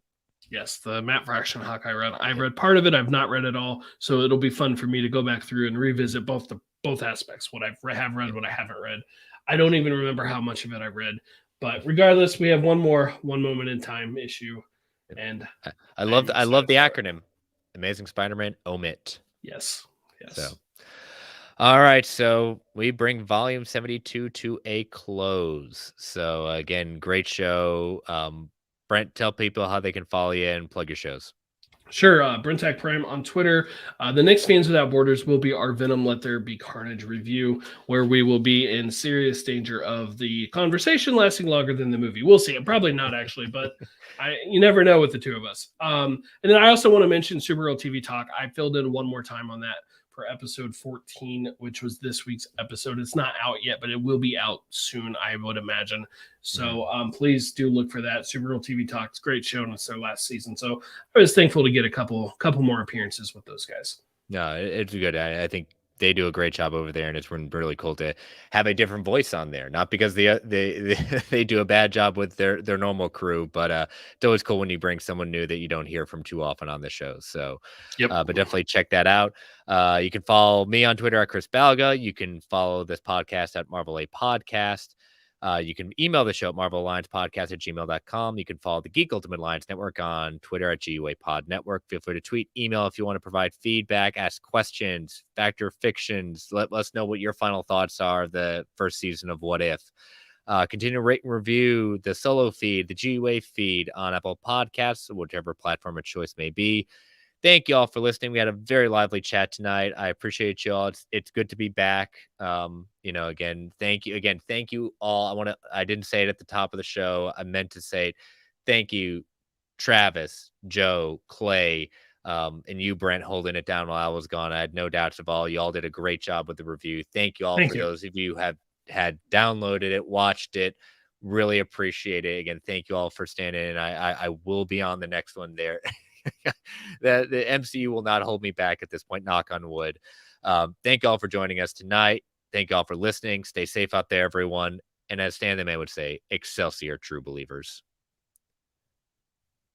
All right. Well, being in Disney, I did something interesting. I did something very different. Something I'm doing in January. When I go there in January, I'm doing it. So what do I need to know? What am I in for? Tell us what you did. I got to build my very own lightsaber. So, yes, if you go to Galaxy's Edge, California, or in Walt Disney World in Orlando, Florida, you have to sign up. You have to put a reservation in there, and it is a pretty penny. You could, I'm not going to, it's over $200 to do this, but get to build your very own custom lightsaber. You have it's very interesting because you got to make some choices starting off. I've got to choose 4 choices between they call it either, basically a Sith version of the kind of what you're holding at that point, your lightsaber, or a elemental version, or a Peace and Justice, I believe. And I've got it pulled up here. It's just kind of what the outside looks like of your saber. And it's just some people already know because they've done more research than I did, because it's been a whirlwind of a couple of days before I got to that point. And just seeing the Peace and Justice, which is your kind of original trilogy, Power and Control, which is your Sith blade, Elemental Nature, or what I did was Protection and Defense, which is more of the Old Republic style. And you've got 2 different options within each one of what you can do in building. So they have one kind of main hub, and you go into this area, and Disney's always great with showmanship. They're great with theming. You have a person that kind of talks of it, and the music they're doing, and the timing is great. Talk about each one of the Jedi that each one of these represents. You get to choose your own kyber crystal, the color of it at that point between blue, green, the kind of violet purple from Mace Windu, and red. And they go over the stories of each one of them. And they make it so you get to choose, you have to make your choice of which version you're going to do. And you can mix and match within that version. And I'm a big fan of the Old Republic. Once I said, oh, this is the Old Republic style, and has little Old Republic messages inscribed on it at that point, that was done for me. That I was putting in my kyber crystal, building my saber at that point, and then putting it in there. And then at that moment they turn something at that point, and then we pull out our blade, and it's all lit up, and we all holding our lightsabers up, all different colors, everyone's different combination. It's such a cool moment. For the money I paid, for the money you will pay, this sucker has weight to it. This is not the cheapo version of that. And they sell it every day. There's about 20 people in this room, and there's probably about maybe 15 or so, half an hour, 45-minute kind of things. They're making money, and it's very much equatable to what Universal's doing with Harry Potter and the wands. But I'm a Star Wars fan, and just having a lightsaber that's personally meant something to me, I was going a little bit back and forth, but you turn it on, it's got the lightsaber sound, you move it around, it's got the whirring sound as you move it. I mean, it was worth every penny. So did it come? Well, one, I don't think you said what color did you go with. I went with green. I know because I saw Yep, it. I just yep. want you to say for the podcast. Yep, I went with green. I'll put it in the chat, maybe not in the chat, in the GUA feed, so you can kind of see me holding my lightsaber at that point. I chose green because I'm a big fan of Yoga, Qui-Gon Jinn, Luke in Return of the Jedi. With that, green has always been my color for that.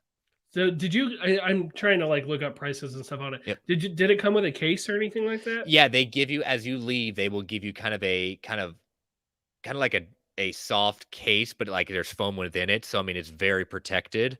Again, I kind of treat it with kid gloves anyways, because I'm gonna get a kind of a wall holder for it, because I'm either gonna put it in my office or put it in my man cave. I haven't decided which yet. Did you I read at some point when I first started researching my own trip that you can ship it back to your house, or you can just take it with you. What did you end up doing? I brought it because we drove, so it was not a problem. I joked with Aaron when we were walking around the park and me carrying this thing. I said, man, I could only imagine the people at Orlando International Airport saying, what the heck, what theme park decided to do this? Because you cannot put that in an oversized bin. With many things in Disney, a lot of things in most things in Disney, you can ship it. I wasn't around anyone that was doing that, so it'd be something to ask for if you are flying and you don't want to kind of carry it with your seat as your one carry-on item. We will be flying. Gotcha. So maybe something to kind of look into, but I'm sure they have options, because again, you have people from around the world coming to this park. For those people that say, you can look up the 4 options, and I sent you the link, Brent, so you can kind of see exactly. If you don't get to an appointment to do this, there is, and I think it's really cool to check out, and I got to check it out. They have a antique store there where if you're just looking for, I want Ahsoka Tano's dual lightsabers, I want Kylo Ren's lightsaber, you can go to a place that has those replicas. You can even buy the dark saber. You don't get to assemble it. It's already been pre-assembled at that point, but they range in prices from, I think, $125 all the way up to I think Ahsoka Tano's dual blades was about $200, which is the same price as what it is. You just don't get that experience of building it yourself. Yeah, those would be cool. I think I would rather do the build part. I think that sounds like fun. What about kyber crystals? Did you buy any extras of those? No, I think you can. From what I don't know. It's very easy to assemble. I'm not going to, just because I don't need to at that point. I heard you can buy separate ones, probably at the that antique place, but you have to look that up. But I've heard and read that you can buy separate ones to change the colors, but I have no reason to. I think the only way I would change it is if I would love a mood one that would just change depending on the mood I have. But yeah, it literally is a plastic light crystal. You get to literally physically put in the main housing. I mean, you build this outside of the main kind of mechanism. So that sounds awesome. Yeah, it is. And you can currently you can only bring in one other person with you to it. So unfortunately, it's kind of hard for me to say I'm going to bring one of my kids, not both. Can't bring in my wife. So unfortunately, they didn't get to be a part of it, just because it was just going to be tough. Because if I bring one of my children, the other one's going to get upset, and I wasn't going to put them through that. Yeah, when we go, my parents will be with us. And so my first thought was, well, probably my parents will take the kids and my wife will go with it. But she's not a Star Wars fan. Yeah. But my dad likes Star Wars, so I can see him wanting to tag along. It would be good. If your dad likes Star Wars, it'll be a real kick. They do a good job. Again, check out that antique store. That's they'll point you in the right direction just to look at the blades. Oh yeah, they'll tell you how to spend more money. Oh yeah, they will. And trust me, it was tempting, because I'm an Ahsoka Tano super fan at that point. So, but I'm not going to also spend another $200 plus just to have the blades, just because, again, it meant a lot to me. I'm a Little Republic fan. It's a cool thing they're doing. It's a way for them to kind of do their own thing that Universal does for Harry Potter, but you're going to have a blast. Anyone gets the opportunity to do it. Like I said, I'll post pictures on the Marvel chat tomorrow or this weekend of what I did. But yeah.